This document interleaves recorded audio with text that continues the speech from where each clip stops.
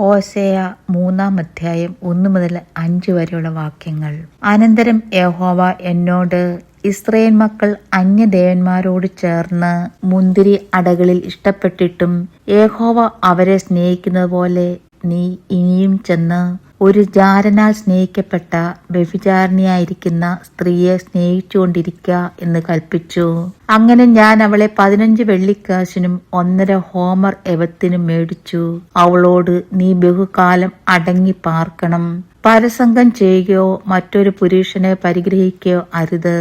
ഞാനും അങ്ങനെ തന്നെ ചെയ്യും എന്ന് പറഞ്ഞു.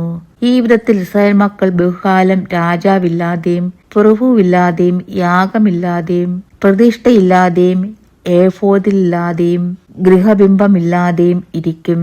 പിന്നത്തേതിൽ ഇസ്രായേൽ മക്കൾ തിരിഞ്ഞ് തങ്ങളുടെ ദൈവമായ യഹോവയെയും തങ്ങളുടെ രാജാവായ ദാവീദിനെയും അന്വേഷിക്കും. ഭാവി കാലത്ത് അവർ ഭയപ്പെട്ടും കൊണ്ട് യഹോവയിലേക്കും അവന്റെ നന്മയിലേക്കും വരും. ദൈവമേ, സ്തുതി നിനക്ക് യോഗ്യമാകുന്നു. പാറിക്കുമോർ.